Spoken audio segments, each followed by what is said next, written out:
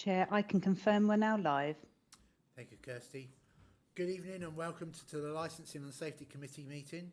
I am Councillor John Porter, the Chairman of the committee. I am supported today by my Vice Chairman of the committee, Councillor Michael Brossard, and other members of the committee. The meeting is being recorded and live streamed on YouTube, so members of the public are able to follow proceedings. Before we start the meeting, I would like to explain, for the benefit of members of the public who may be watching, that today's meeting is being held both over Teams and with councillors present in their Times Square offices. Only members who are physically present in the meeting will be able to vote on any items. Members joining via Teams can participate in the debate but not vote. Please can I ask everyone present in the meeting area to make sure that you have your microphone placed in front of you and ask to make sure that you speak directly into it. Item 1 on the agenda is apologies for absence. We've had apologies from... Thank you, Joey. Do we have any other apologies, please?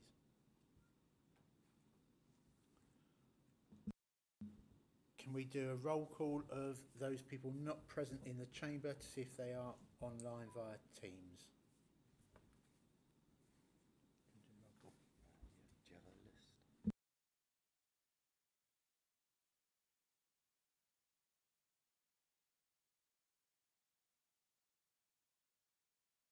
Councillor Barnard, Councillor Bidwell, Councillor Brunel Walker, Councillor Finch, and Councillor Mrs Mackenzie Boyle. Are any of those councillors present on Teams? Can you please declare it? Oh, thank you. Okay, thank you. Item 2 is the declarations of interest. It's laid out on the agenda. I'm not going to read it out. Members should be quite familiar with that. So does anybody have any declarations to declare at this time? No, thank you. Item 2 is to move that the minutes, item 3 is to move that the minutes of the meeting of the Licensing and Safety Committee held on the 23rd of June 2022 be signed as a correct record. Is everybody happy with those said minutes? Before we do that, Ian Nick Chairman, before we do that, I know that I did give my apologies for that meeting on the 23rd of June because I was away on that particular date, but I noticed that they've been missed off the list. I'm sure they can be added for you, Councillor. Thank you, Chairman. No problems. So is everybody, can I have a seconder, please? I'm happy to take that, Chairman, yes. Thank you, Councillor Brossard. Everybody in accordance with the thank you. There was one matter arising, and there is a publication. There is a publication of additional information to assist disabled residents wanting to use taxis in the evenings, and there is a list of wheelchair accessible vehicles is published on the PPP website. Item 4 is urgent items of business. Do we have any, Joey? I can confirm there were no urgent items of business. Thank you. Item 5 is notice of public speaking. I've been advised that Nahid Ijaz, an operator in Bracknell Forest Council, has asked to address the committee. Okay, welcome, Nahid, and we will see you in one moment. Thank you. Item 6 is the Hackney Carriage and Private Hire Licensing Policy Consultation Responses. Julia, can you please give us an introduction to this report, please? Certainly, Chairman, and thank you. So the consultation responses on the draft Hackney Carriage and Private Hire Licensing Policy, members will recall at the last meeting back in June that they agreed a draft policy to go out to consultation, and these are the responses that we have had to it. So the draft consultation went out from the 8th of July until the 30th of September. The there were a number of public consultation meet people that were in the original agenda, which are also on this agenda, as well as the trade, obviously, that we were consulting with, and anyone else that we could think of that would like to be consulted on it. Obviously, the purpose of this report is to bring the consultation responses back to the members to look at, to consider, to see if they would like any further legal advice, because obviously the short time period between the end of the consultation and this meeting meant that we couldn't get legal clarification on a number of points that the representations came up with. So the idea is that as a result of any comments made this evening, that we will go back and consult with the legal colleagues about the way forward, and then that will result in a further report coming to the committee with the outcome of these legal recommendations and a draft policy for members to consider in its entirety. So I don't propose to say anything further. Thank you, Chairman. Thank you, Julia. Before I ask members, I'm now going to ask Naheed to make a presentation, and just to remind you, Naheed, you have 3 minutes in which to make the presentation. Thank you.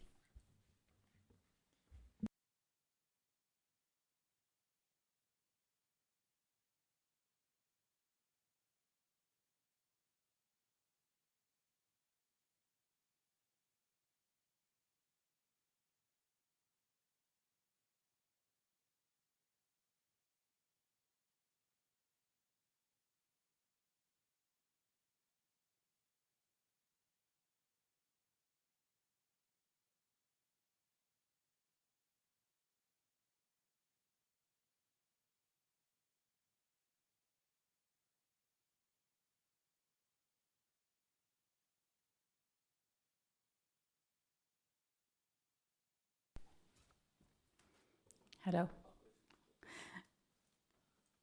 Good evening, ladies and gentlemen. I am immensely grateful for this opportunity to come here and speak to this honourable committee. I had written a detailed email to Councillor Michael and to Councillor Tricia, outlining the issues that taxi trade is facing post-COVID period. I am an operator, but most of my, I'm a taxi private hire operator, but most of my workload is school transport. And I feel that the fees that are being charged for issuing of a school transport license, which should be a straightforward license, and the Reading Council does not include a practical test of anyone who has a very good, clean driving license, while the Bracknell does.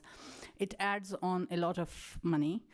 Currently, I calculated, if you take into account all the fees and the courses that a school transport driver has to take, it comes to under about £500 to £600 altogether, from the fee submitted to the council, various tests, first aid, safety, practical driving test, and all that, and a numerical test.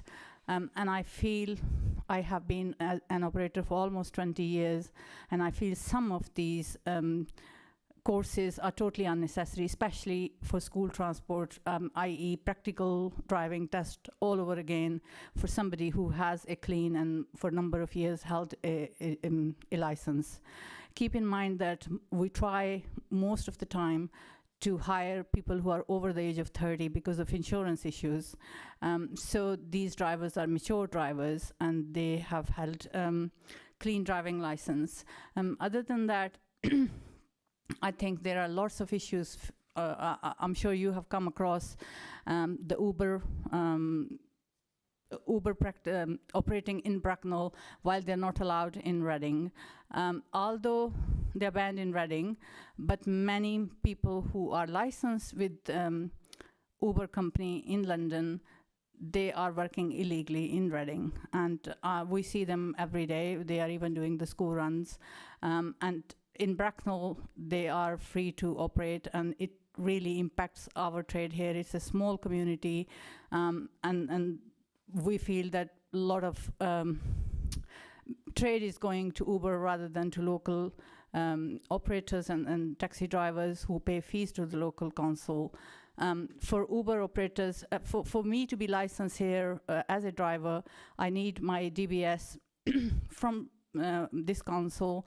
I need my license with all the other courses that I have just mentioned from this council. I can't even have a DBS from Reading and work in Bracknell, whereas Uber does not have any of those things, yet they are allowed to operate in Bracknell. And these things are really impacting community. So thank you very much for giving me an opportunity. And if there is anything else that I can answer, please feel free to ask. Thank you, Naheed. Does any member have any points they would like clarified from Naheed, please? Michael Batiba. Thank you. Just a quick question with regards to, you said that you are always aiming to hire mature drivers. Yes. With 30 years plus. Yeah. How many years of driving experience do you normally look for? I think, I believe that if somebody is 30, they have held a driving license. I think the council only requires 1 year. So you have to be driving 1 year before you can apply for a license. 30 years because no insurance company would touch any driver who is under the age of 30. And it is very expensive to license or insure a driver even for school transport, because it will be still just a taxi insurance, and we end up paying in excess of £3,000 per year per school transport driver. Sorry, just for clarification, so the insurance, is it cheaper based on the As you are length of older. driver or just age? I think age, even if you have held it for 2-3 years, but you are over the age of 30, insurance is cheaper. But if you are 25 and you have held your driving license since the age of 18, it wouldn't be counted. Thank you. Councillor Mrs. Ingham, please. Yes. Yes, I can. Thank you.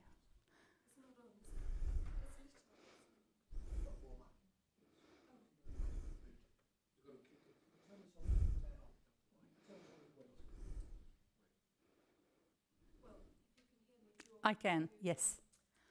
So you've given an outline of how much it costs for your home to sort of school transport Yes. drivers. How long is it taking? Sorry, excuse me.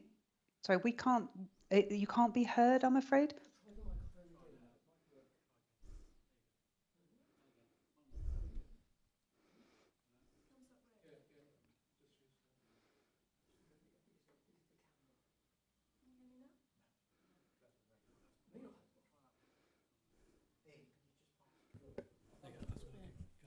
Can you hear me? Yes. Thank you. I'll say that again. Yes, please. Right, so we've talked about the costs involved. Could you just tell us roughly how long it takes you to recruit a new driver? Recruitment has been very difficult. I was trying back from August till now, October gone. I have posted at various places, Facebook, advertising for job, even local shop windows, which I have screenshots to pass on to any honourable member that want to see. It's very difficult to recruit people for this trade because it's a part-time job. School transport, they only work 2 hours in the morning, 2 hours in the afternoon. And if somebody is looking to get a part-time job and they have to spend £600 to start with, they are not going to come. That means sometime I have to even pay their fees and then say, I can take it off your pay once you start working. So it is very hard to recruit people in this trade. Taxi trade is suffering generally after the COVID because a lot of people have left this trade. Especially there is a serious crisis within Reading Council to get enough taxis even to get children to school, and I have emails from Reading Council. We are having to do we are having to amalgamate many routes and add more children to taxis, having to spend more time transporting children than they should have been, and there is a serious crisis, and I think reducing of the fees will attract people to come to this trade. I mean, I have people interested who wants to be the driver, but I have to pay their fees, and I cannot. I'm a very small company. I cannot afford to pay £500-600 for each license that I am requesting to be made. Okay, thank you. Okay, Michael again, yeah. Thank you. Just on the £600, I'm assuming that's just a one-time fee. Am I right? No.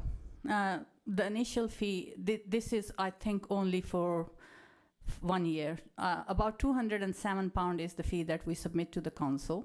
Then there is a DBS fee. Then there is a first aid fee. Then you have to have a medical test yourself privately done by your GP, which costs anything between £120 to £160. Then you have to do safety and safeguarding training, which is online. Then you have to do a practical driving test, which is about £89 each time. If you fail 2-3 times, the fee could be about £1,000. Thank you. Just for clarification, that the new and renewal fee includes a 3-year initial test, safeguarding and disability training. Yes, those tests they last 3 years, and then we have to do them every 3 years. Any other questions? Okay, Julia, would you like to respond to Naheed's presentation, please? Thank you, Chairman. Yes, there's obviously a few elements here, so please, Moira, do jump in if I miss things. I probably will. So in terms of the fees, we've looked at the safeguarding and disability awareness training, which we now have bought in-house, so there's no longer a charge for that.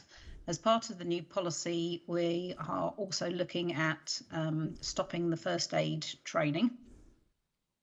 And we're also looking at, in terms of the refresher training, to make it easier to put it online for people to do as and when they need to do it, which hopefully will make things time-wise and easier for people to do. Obviously, we need to ensure that public safety is paramount with the taxi industry, so we need to make sure that the drivers are fit and proper persons.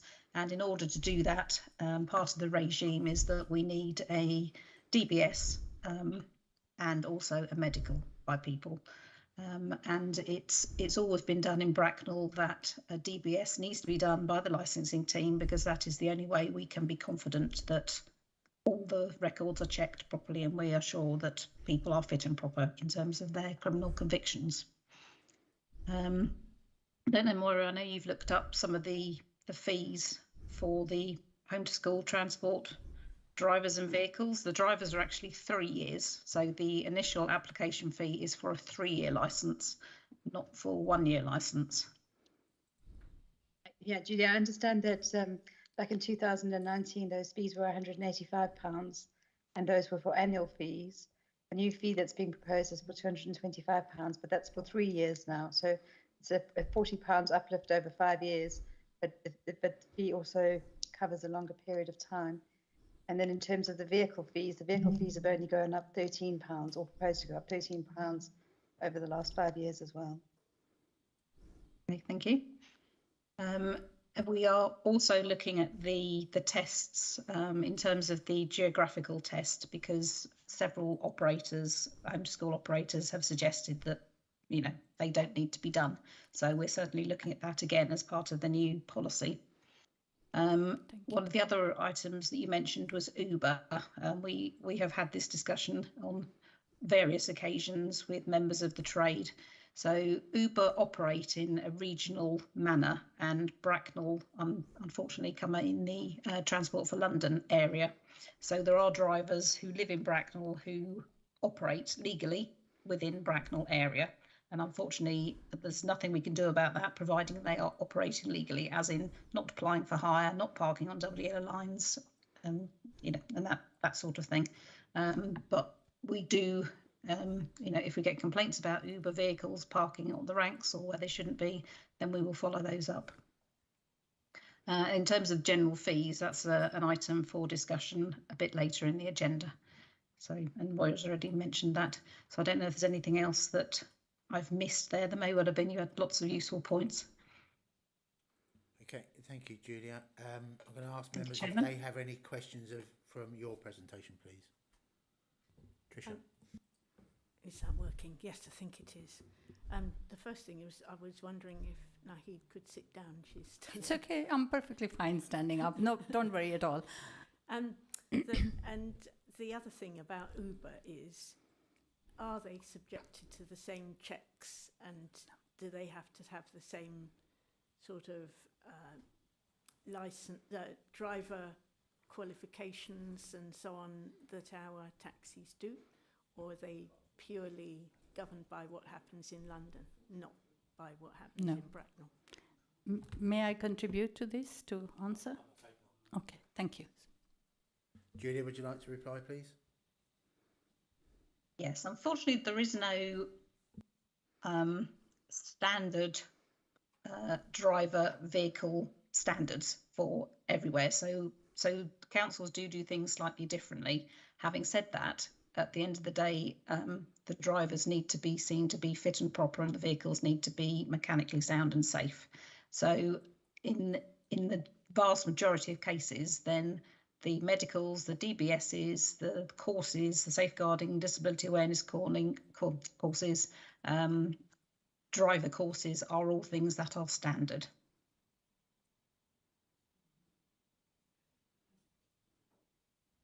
Just sounds outrageous. Okay, thank you.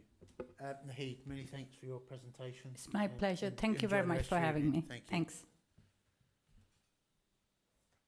Members, does anybody else have any questions regarding the policy and the responses from the consultation for the officers? Michael Padibo, please. Thank you. On page 56, hold on, yeah, 56, point, where are we? Vehicle standards, 21. Page 56, the last paragraph that talks about accidents. That's 56 on the agenda paper. Can you see that?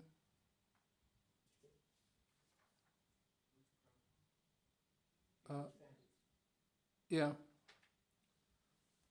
Am I looking at it? Second paragraph. Yeah, 50. Well, yeah. Second paragraph at the top of page 56. Yeah, yeah. Oh, the last, yeah, on that. It says any vehicle that is involved in an accident may have to pass further inspection. What is, I'm trying to quantify the may, and what criteria is used to determine that decision? Right. Sorry, members, I think I've got there now. So the idea of this is that if a vehicle is involved in an accident, then depending on the severity of the accident, because it could be something that doesn't look very bad from the outside, as in, there's nothing showing on the outside, but it may be deemed necessary to ask for a further inspection because there may be something underneath or the engine.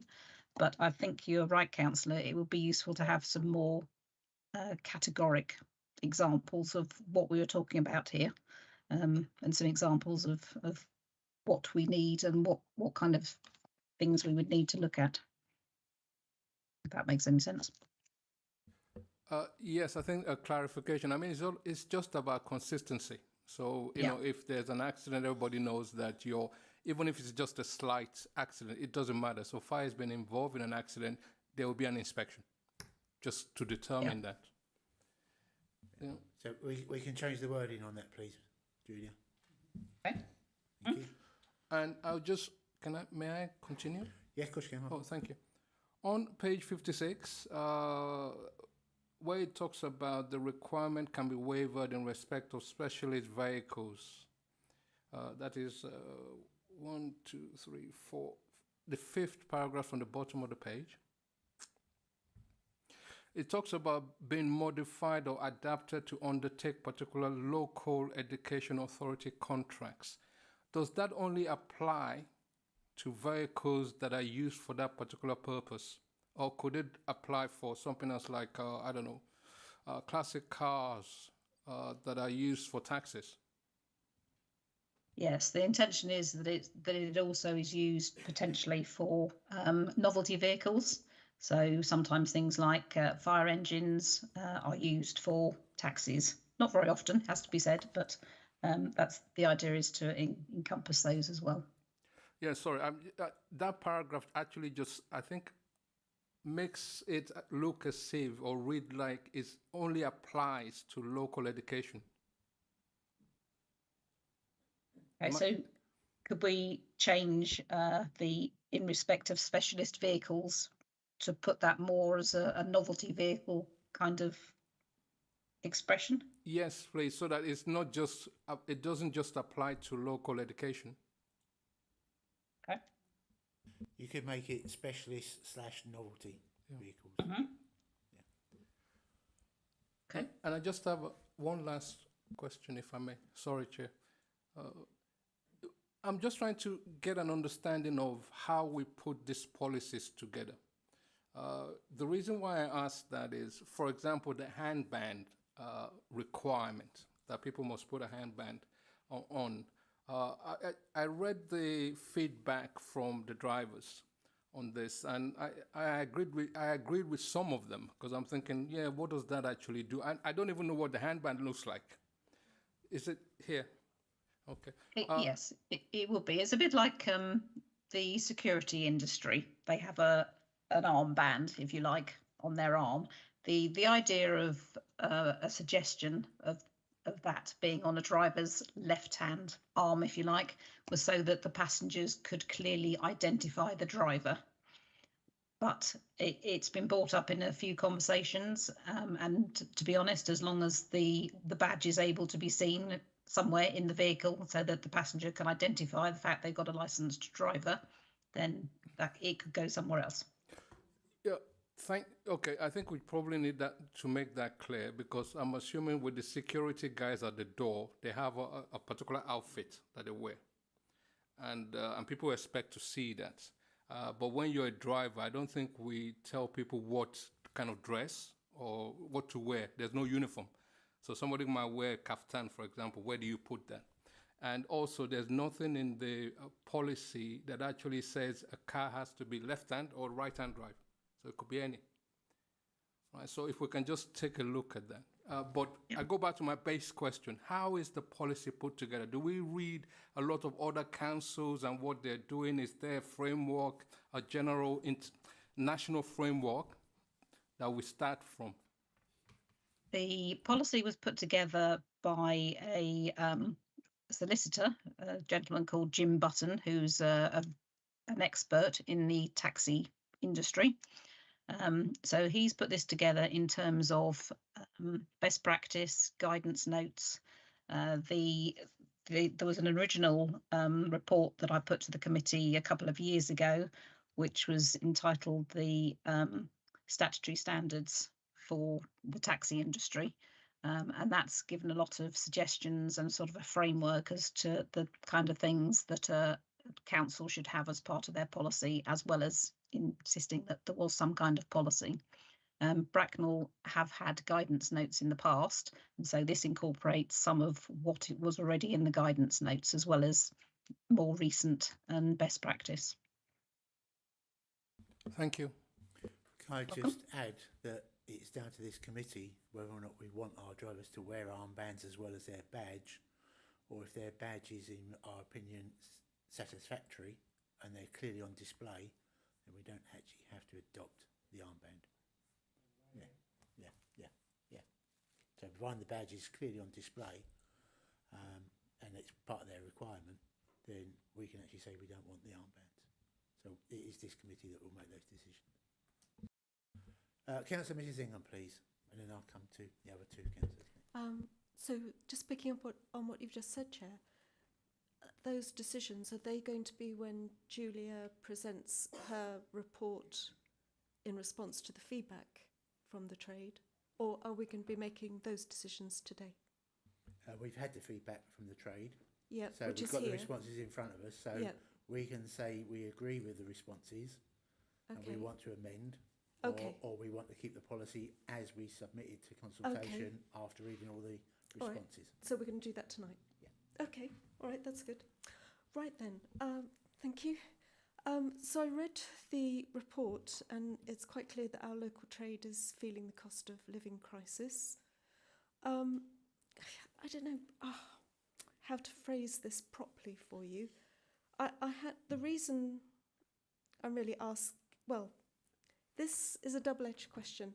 The back of my head, I was thinking, are we over-regulating this business? Because if you look at their feedback, the feedback is that Uber is taking away their trade. And that seems to be a big concern in the feedback on this table. You know, are we being too careful? Are we asking for too much red tape? It was noted in the feedback that Reading Council has been able to stop Uber from parking close to the main collection pickup points like the station. Is that something, Julia, perhaps we can look at as a council? And the reason I say it's double-edged, because I then think, ooh, that also sounds very regulated. But, you know, there are a number of places around the station where Uber taxis could wait, and specifically just opposite the council here, or opposite the bus station. So, you know, I'm concerned that they feel that Uber's taking 70% of their trade. I get that they feel that there's one set of rules for them and one set of rules for Uber. I don't. If you could respond to that, that would be helpful. Julia, please. Thank you, Councillor. In terms of Reading and Uber, Reading doesn't fall under TfL for Uber drivers. Any Uber driver that goes into Reading actually comes up from the south coast, from Southampton or Portsmouth or one of the regulated areas from there, which obviously is quite a long journey before they would come up and do anything unless they happen to live in Reading, I suggest. So that largely has discouraged Uber drivers from operating in Reading. As I say, unfortunately, we have TfL, which is not obviously a million miles from Bracknell.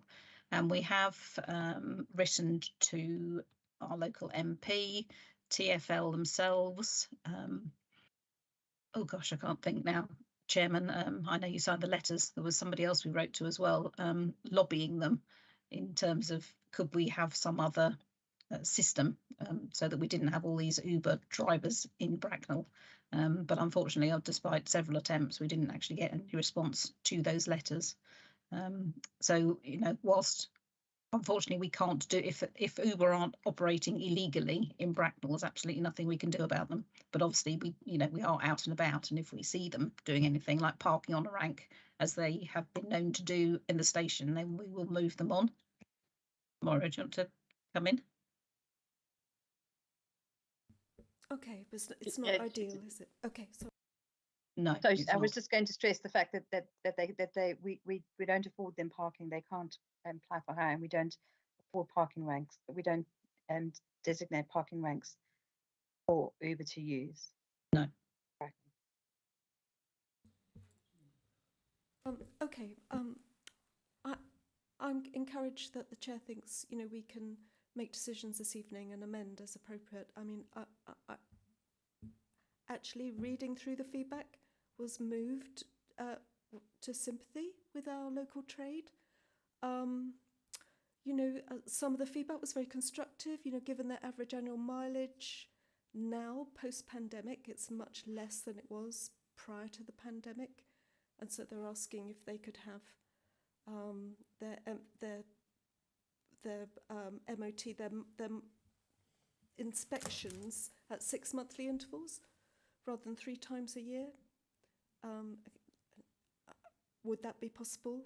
Is that something that the panel would consider? The other, I thought there was a reasonable call for the county lines and sexual exploitation to be included in the safeguarding courses. Seems practical. Can that, you know, I just feel some of the, you know, the feedback that's recorded in the report, we need to acknowledge the feedback and respond to it. I think we have acknowledged the feedback, and since the responses have been received, Councillor Brossard actually chaired the local taxi liaison meeting where again those concerns were raised and answers were given to the trade. We do, as our officers have said, we do need to make sure that the public safety is paramount. So we need to make sure that everything is done to protect our residents or anybody visiting Bracknell, that they are safe. Unfortunately, we can't control Uber. That is controlled by TfL. We do report any cases to TfL. And the other person that we wrote to was the Transport Secretary. But as Julia pointed out, we didn't have any responses, unfortunately, which was very disappointing. Okay, Councillor Leake, please. Thank you, Chairman. It's just a comment, really, that I am a little bit concerned about the fact that we might be trying to over-regulate our policy a little bit. I do note what the officer says about the expert solicitor who's helped to draft this, and I have been in his presence and seen some of his presentations before. It's very difficult to say that they shouldn't be there, or some of them shouldn't be there, but at the same time, when we are getting down to the detail of describing the length and depth and number of stone chips in the paintwork, I do think we're going a bit too far. And while I agree that we need principal areas covered, then, you know, they should be practical. I mean, after all, these are working vehicles. There is a requirement for them to be safe and satisfactory and properly insured. But I do think when we get down to stone chips, we are pushing the boat out a little bit, quite frankly. And I would ask that those factors really be taken into consideration.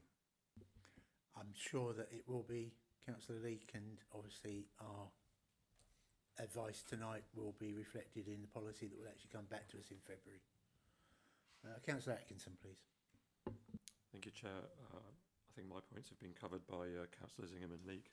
I wanted to say the same thing, that it does feel to me as though it is over-regulating a little bit. We've talked about some of the things like wristbands. There are other consistent comments on the 4 monthly inspections as well, raised by several respondents.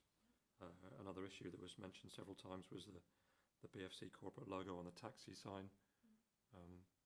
Again, these are all little things, but they all amount to a large sum of money for taxi drivers. Yeah, thank you, Nigel. Nick Allen, please.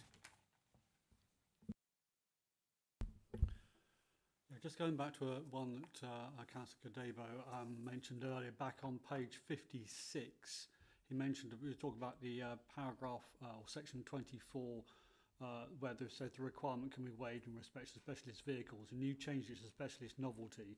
But I think the point he was trying to make was it finishes off with which have been modified or adapted to undertake particular local education authority contracts. And I'm thinking, well, why can't it be waived for other specialist novelty vehicles?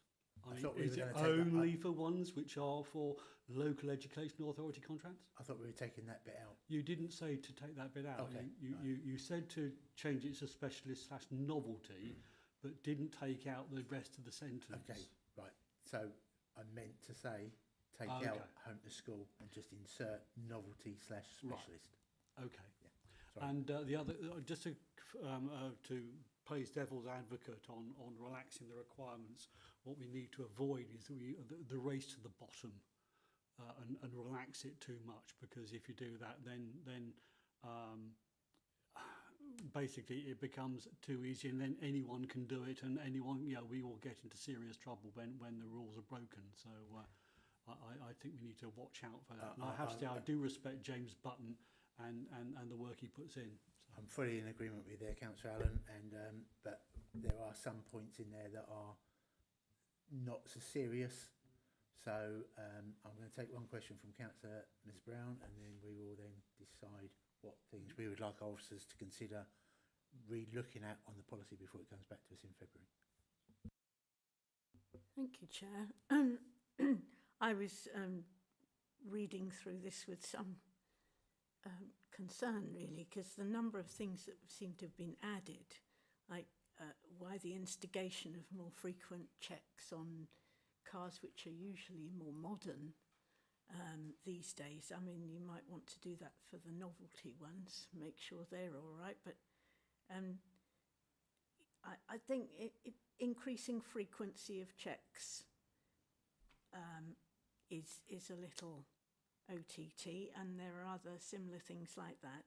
I mean, there are so many new regulations and resulting costs for our operators that it's going to, and considering the competition from Uber, it's really going to restrict their ability to actually operate and live a decent life, because it's going to cost them too much and they've lost a load of income. So I'm thinking that either we find a way to help our drivers compete with the Uber situation, or perhaps all the drivers should go and work for Uber, because they're going to really lose out if they stick with us. Thank you for that. Just to, when we come to the fees and charges, you will see that a lot of the fees have actually been incorporated and fees have actually come down over the last 5 years. The age of vehicle inspection in the proposal was every 4 months or 15,000 miles. I'm assuming that this committee was quite happy to keep it at every 6 months as it currently is. I think we need to relook at the logo on the side of the taxis. They're clearly marked that they are taxis. They've got the plate on the back, and the drivers will have their badges, so it's clearly identified as a taxi, especially the Hackney carriages. I don't think we need to worry about the armbands if they're providing that the badges are worn. And all these add little costs to the drivers, and I think the more we can help the drivers, bearing in mind we've also helped the drivers this year with 2 increases, especially with the fuel crisis. So, you know, this committee is here to assist our drivers. We're not here to make their lives harder. We are trying to make their lives a bit easier. And again, I follow on from Councillor Leake, you know, the number of chips on paintwork and everything else, we need to be a bit more practical. People can tell the difference between a smash on a vehicle and a stone chip. So hopefully, Julia, you've picked up on the feeling from the committee as well as the responses from the trade. So therefore, the policy, when it comes back in February, will cover these points off. Can you just confirm that, please? Absolutely, Chairman. Yes, of course. Members, any other questions? Councillor Bedibo.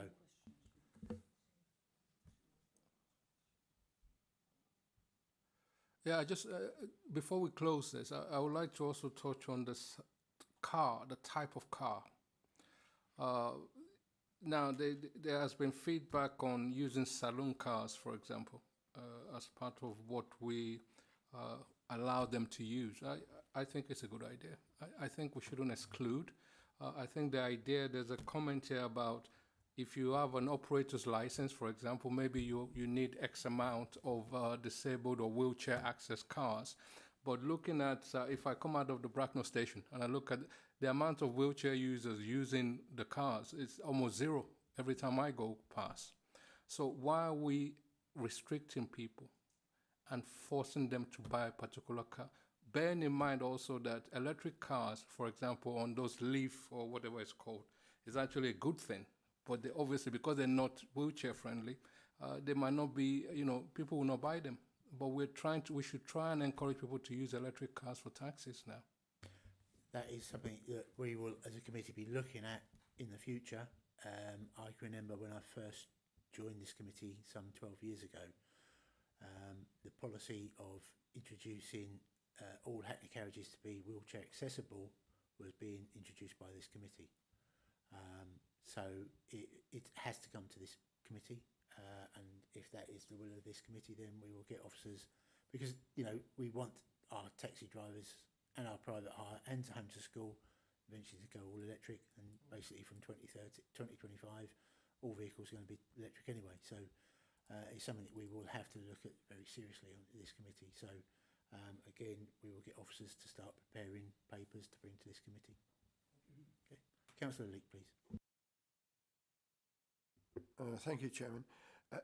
On the basis that this policy is going to come back again in February, as you say, and cognizance is going to be taken of the comments that we've made, would it be possible to have it formatted in tracked changes so we can actually see what they are? Because that will then prevent a lot of toing and froing. I think what we could do, because if you actually have the track on the side of the paper, it becomes very, very confusing. I think what we could do is the opening couple of paragraphs can actually list all the changes that have been implemented from this paper tonight to the paper that comes to us before That would February. be helpful, thank you, Chairman. And I would also ask if the officers could actually submit the draft policy to members of this committee in January ahead of the February meeting, so that other comments can come back, so that when it comes to this committee in February, it is our settled will, basically. Thank you. Councillor Mrs Ingham. Thank you, Chair. So when it comes back in February, could we by then have put under the microscope again the medical exams, given that the drivers have to pay for these, so it seems from the presentation, so they're private medical exams. Are they really needed every 3 years as opposed to every 5 is my question. I think What it comes to this, drives again, that? it comes down to the safety, and I think, you know, anybody that is driving the public, PS3 drivers as well, HGV drivers, safety is paramount, so I believe a medical every 3 years Is that standard? yeah. Okay. And HGV drivers, I believe, is every year. Oh, okay. So, you know, Thank you. it is safety, and Yeah. we are, you know, safety is our paramount. Okay, interest on understand. committee. And my other point is, when it comes back in February, then can we also give special consideration to the home school operators and their concerns, because obviously that's a statutory duty, and you know, obviously they are struggling with the cost implications of our policy. We have had, since before the consultation, officers, myself and Councillor Brossard, met with the Matt Howlett, the officer in charge of home to school at Bracknell Forest, and the 2 main home to school operators. We had a very detailed discussion. A lot of things have been changed, and if you notice, one of the main things to come out of that is we've actually kept the home to school licence rather than becoming just a dual driver. So we've taken a lot of things on board already in consultation. So we are listening, Yeah. and we listened to Naheed tonight as well. So Yeah. yes, everything will be considered. Yeah. But hopefully, when the policy comes back to us yeah. in February, everything we've discussed tonight Mm. should be Okay. slightly amended in that Thank you. policy. Yeah. Any other questions, please? Okay. No other questions, members? I did want to just raise, in respect of the point raised by Councillor Badebo, we did have the introduction of the Taxi and Private Hire Vehicles Disabled Persons Act earlier this year, and we would have to be mindful of that act in proposing anything in relation to wheelchair accessible vehicles, because that act places a requirement on us not to be discriminating against disabled users. So we will have to seek legal advice on that particular request. But we can start preparing papers to come to this committee, looking at our policy on vehicle access and types of vehicles that Hackney Carriage can use.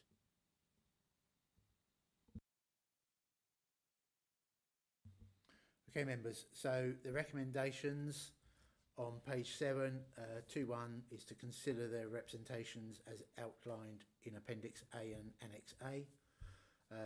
2.2 is to recommend any changes to be incorporated into the second iteration of the report arising from the consultation. 2.3 is to identify any additional matters requiring clarification.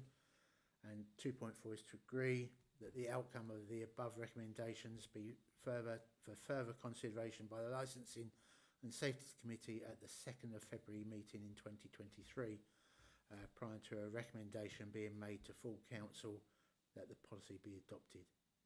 Can I have a seconder for that, please? Thank you, Nick. All those in favour, please show. Thank you. That is carried unanimously.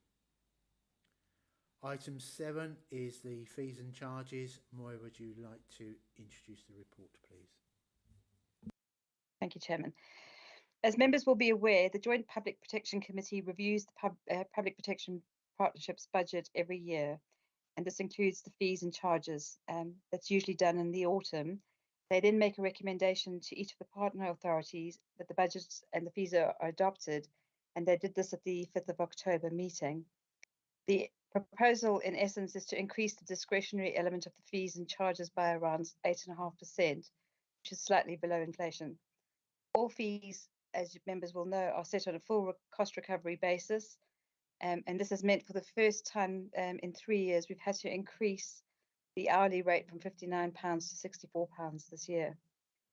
All fees are calculated based on taking the time element to administer the fee, and that is then multiplied by the hourly rate. That's how the fees are arrived at. Members will recall that we factored in the expected time savings arising from the introduction of the new cloud-based system last year, where we saw that 61% of the 72 fees were in fact lowered. If members look in the appendix, a number of the fees that are set are statutory fees, and we don't have the ability to influence those. They are highlighted in pale gold. And the fees that we are able to influence are the discretionary fees, which are those with blue headings in the appendix. We've now managed to standardise the fees across both authorities and have retained the additional options around street trading consents that were agreed last year. The JPPC did, however, ask that the four fees were revisited, and officers have gone away and had a look at those. The first of those is the change of address fees for taxi licences. The original proposal at JPPC was that this was be increased to £16, as it takes about 15 minutes to process this. At the behest of the chairman of this committee, we have revisited that fee, and instead of increasing it to £16, it will be uplifted by the inflationary element only and be set at £11.50. We were also asked to revisit the fees for ice cream vans. There's a discrepancy in that in Bracknell, there are fees set for ice cream vans specifically, and they're slightly lower than those of other street traders. I understand that there currently are 3 ice cream vans licensed in Bracknell, and we will be looking at their fees and perhaps standardising those with West Berkshire and the other street traders over the next 2 years. Something that was raised by Nahid in her presentation and was also raised by members at the JPPC meeting was around the knowledge test. And as Julia said, we're looking to amend the way that testing is done as of next year, because really part of that, the test has got 2 elements, and the second element being that of a geographical test. And most cars now have sat-navs in them, or the drivers have access to some sort of sat-nav, so we don't believe that geographical element is needed anymore. So if that's removed, it will obviously reduce the time taken, which will have an impact on the fees. The final fee that we were asked to look at was the DBS checks, which were proposed to go up to £81 this year. Officers have had another look at this again, and what we will be charging is the £38 that is charged by gov.uk to process the enhanced fees. And then we will only be adding on a half-hour administrative charge. So we will be absorbing the cost of the HR administrative charges, so that fee will be reduced to £70 if members agree at this meeting this evening. The final thing that we're asking members to do, obviously, is to look at the consultation process, because we have to undertake a statutory consultation for the private hire operators and the private hire and hackney carriage vehicles and fees, and those would be subjected to a statutory 28-day consultation. And we ask that members look at the proposals for that within the recommendations. That's it from me, Chairman. Thank you, Julia. Just for clarification on the DBS fee, obviously when we adopt the new policy, drivers will be required to register their DBS online, which will actually be a cost of £13 per year. So the fee of £70 is only when a new application is received. The ice cream vans, I actually asked for this to be looked at. There is a discrepancy between ourselves and West Berkshire, and there's also a discrepancy between our ice cream vans and our other street traders. And I would like to ask that we give our ice cream trade 2 years notice that we will actually be bringing them in line with our other street traders, because it's still a vehicle on the road, it's more mobile, it's harder to trace, and they still need to come up with satisfactory hygiene and food standards. So hopefully that will be, it's not proposed that it's done straight away. We want to do it over 2 years, but give them notice, so it will be after next April that we give them 2 years, so it will actually take effect from this year. Any questions, please, members? Councillor Badibo. Thank you. On page 127,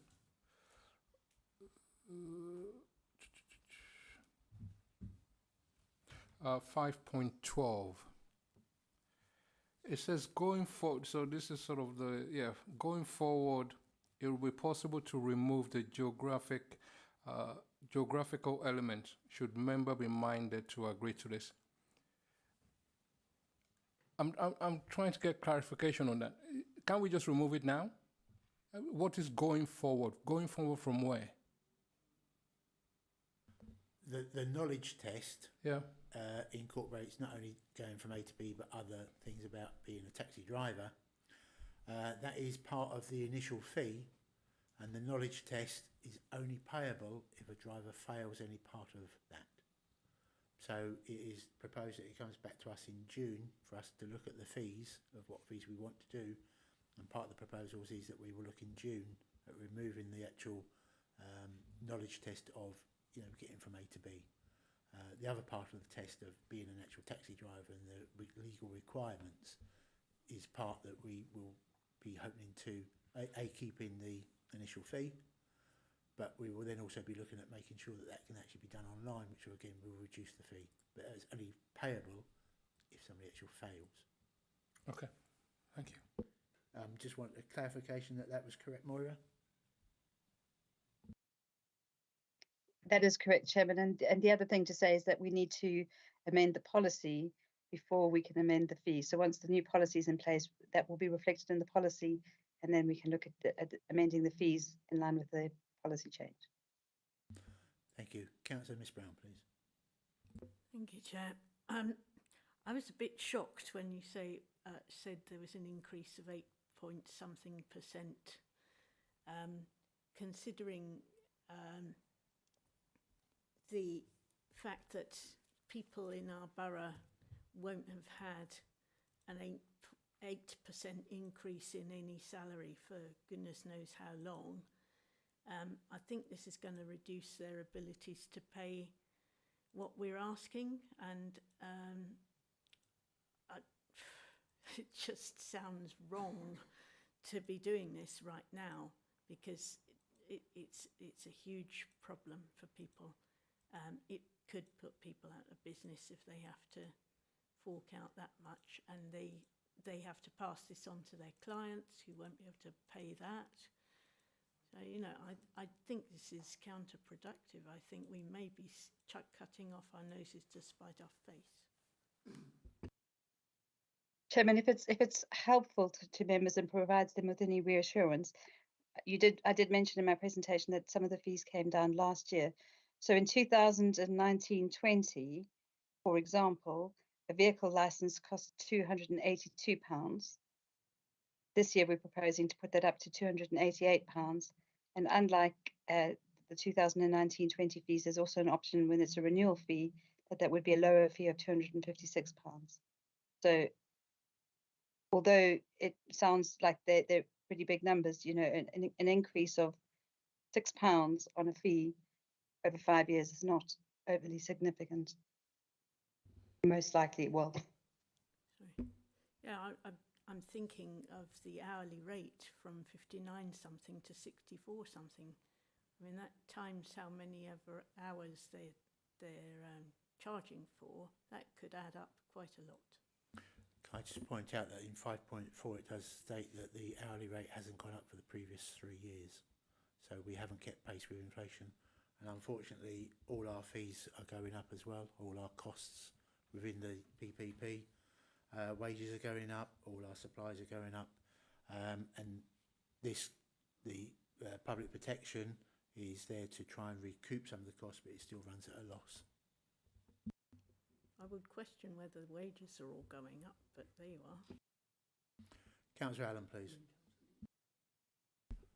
Might I refer Mrs Brown to the local pay offer, which is in some cases going to be putting some people's salaries up up 10%. So if they're on the low end of the scale, so yes, the local pay offer actually does cover some of that. Yep, thank you, Councillor Allen, and I know you knew that because we're all on the employment committee. Councillor Leake, please. Yeah. I understand the comment, Chairman, but you will recall 2 or 3 years ago we were very concerned about whether the hourly rate actually reflected the costs, and from some discussions that took place at that time, it became apparent that the council's costs might not have been fully covered by the rate that was being charged at that particular time. So while I do understand the comment, I'm quite satisfied that the hourly rate that is charged should in fact cover the council's costs. And as my colleague Councillor Allen has said, it's quite apparent that within the next 12 months we'll have increased costs coming down the track as well. And of course, associated with that, apart from the actual pay rise that is given, there are of course additional national insurance and pension costs on top of that. So the rate actually, in my view, is quite reasonable. Thank you. Thanks you, Councillor Leake. Councillor Mrs Ingham, please. Thank you, Chair. Mine is just a point of clarity, please. On page 138,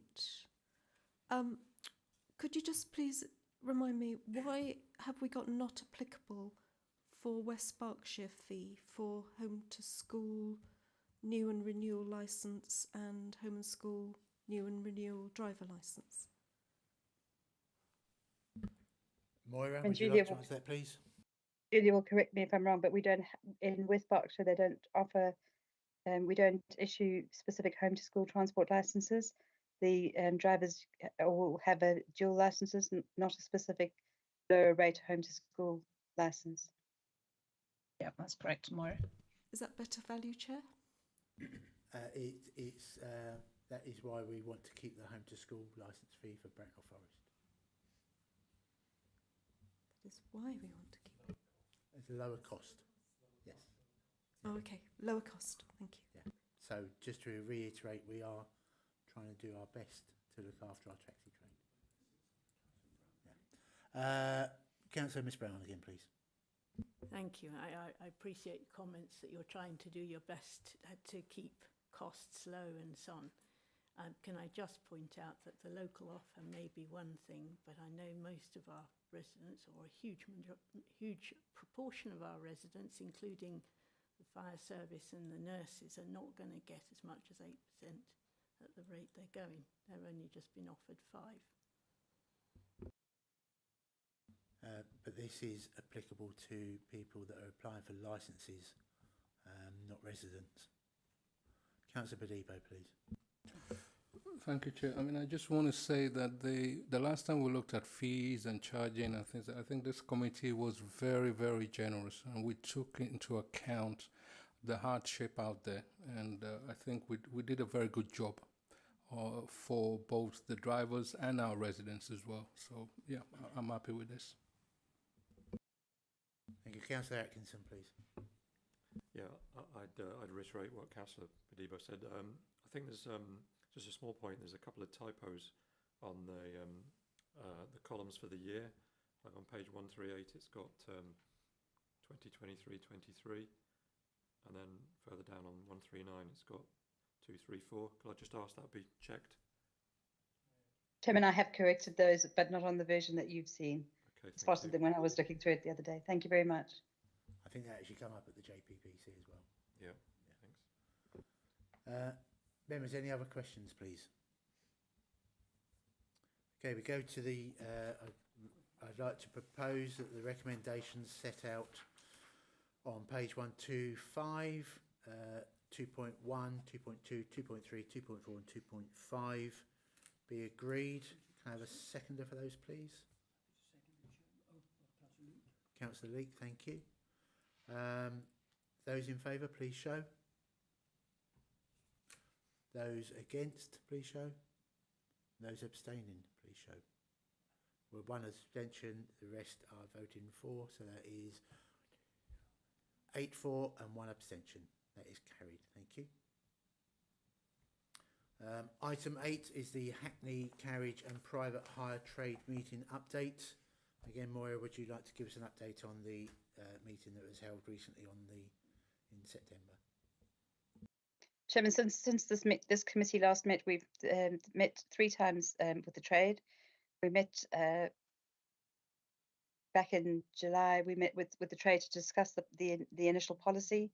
That meeting, unfortunately, was quite badly attended, but we did manage to have a really thorough discussion with one of the chauffeur drivers at that meeting. We also, as you said, met with the home to school transport providers and the home to school transport manager in August. And then we had the last meeting where the trade made some additional comments, which are set out in the report in relation to the policy. The most notable thing really in that report to highlight to members is that the role of the licensing liaison officers has now come to an end. It was funded through the COVID funding, and that grant funding has now ceased. But Sean and Julia are looking at a model within the licensing team to see if we can replicate the role that those licensing liaison officers fulfilled over the forthcoming year. And just also to say that we've got 2 apprentices that will be starting with us in November, and part of their job will be to sort of take up some of those lower level inspections as well. Okay, thank you, Moira. And just for clarification, the meeting we had in July was as the policy was being produced and had gone out to the trade. We asked everyone in the trade, taxi trade, that if they had any questions or queries to come to the meeting. And unfortunately, it was attended by 1 member at the taxi trade who was a chauffeur. And then since then, we did have another meeting with the home to school. Members, do you have any questions, please, for the officer?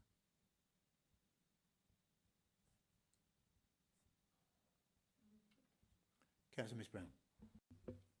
When you were talking about the low attendance of these meetings, do you take into account that some of our drivers have little English and need some, I don't know whether they might need translation services or something to help them to understand everything that goes on in a meeting? Communication is key, I think, and if we can't somehow or other work out ways to get them included, then we're the poorer for it.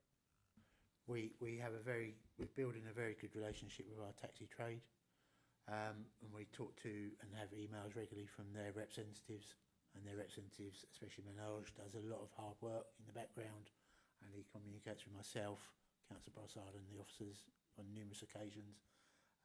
Points out some issues that they're experiencing, and we try our best to resolve those.